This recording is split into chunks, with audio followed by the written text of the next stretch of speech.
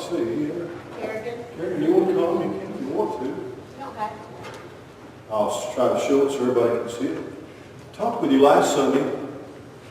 We did the scarf in the bottle and talking about Jesus inside of you. That's kind of a strange thing. A little boy was at a revival service at church one time, and somebody was talking about asking Jesus to come into your heart. Inviting Jesus into your heart. That's what we talk about becoming a Christian. And boy, we don't say that. I'm asking Daddy to come into my heart, or Mommy to come into our pops, or me to come into my heart. We don't talk like that. A little boy was talking with his grandmother about asking Jesus to come into your heart. And he says, well, Granny, wouldn't he stick out? Kind of, maybe. It's a lot to understand. A lot to try to understand. It's a lot to believe in. But let me show you something else. This is another way of looking at it. This is a coloring book, Pretty Pups. It's $1. I got it at the dollar store. I like to go to the dollar store. I like to go and pick up something off the shelf and take it up front and say, how much is this? And then I go pick up something else and bring it up front. How much is this? It's $1. It's a dollar store. Buy something and go away. They don't say that, but I can see it. Buy something. You just take it. We won't even charge you. If you were going to charge me, though, never mind. How much would you charge me? Now, here's a coloring book about pretty puppies. See there? Pretty puppies. Puppies are not pretty all the time, let me tell you. But I can tell you, I believe, that before I became a Christian, my life was a lot like this. I maybe had a pretty outside or an attractive, people thought I was a nice kid or I was a good kid maybe. Maybe they just didn't know me very well either on the outside. And so I have a very colorful outside and one that from all apparent appearances, a perfectly ordinary kind of person.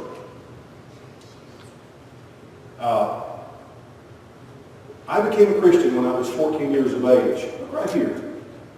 I have some crayons. Can you see those crayons? This is a box of 8 large crayons. You see them in the window there? Crayons. And someone told me the story of Jesus. I had never heard the story of Jesus before. Not the whole story. And Jesus came to live in my life, came to live his life in my life.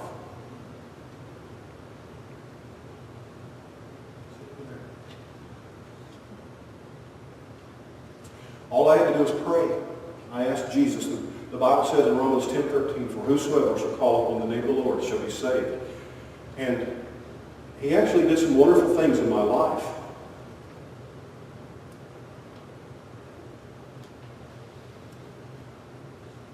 I would say that I'm so happy. I have so many wonderful things and so many wonderful people in my life. And I would have to say, and I do say often, it's because Jesus is in my life. He colors the pages of my life. And when people say, boy, I really like that about you, I say, that's really not me. That's Jesus in me. That's Jesus in me. And if I live to be an old person, if I live a long time, I believe he's going to keep painting inside of me and out and drawing on me and making me the kind of person that people can look at and say, I like that color. Where'd you get that? We're all wearing pink today to remember, to remind ourselves of breast cancer awareness. You may not even understand. Maybe you heard about a friend or a family member or someone you know that you heard a little bit about cancer.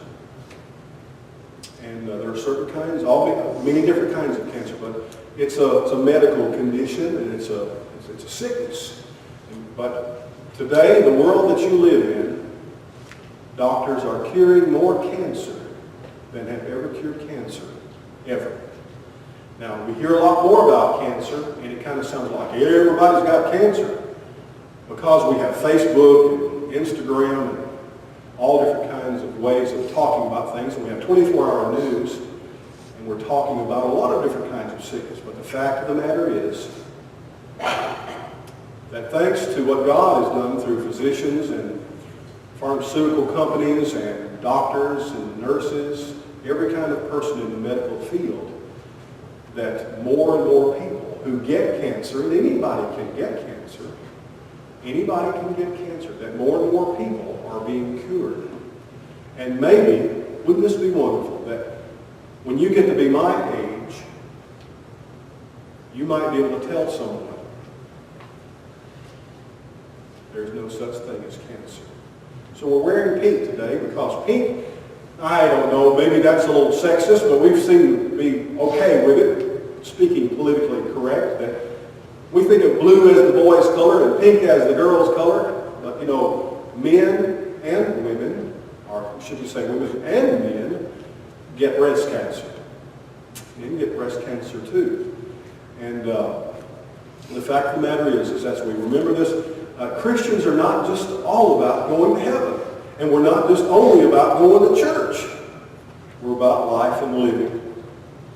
And that's what Jesus was always about the things that matter to you, the things that matter to me, the things that are important to us. Remember, Peter says, casting all your cares upon him because he cares for you. He cares about things like this. And so we should too. And so we do. We honor that and remember that. And as we make contributions and as we pray,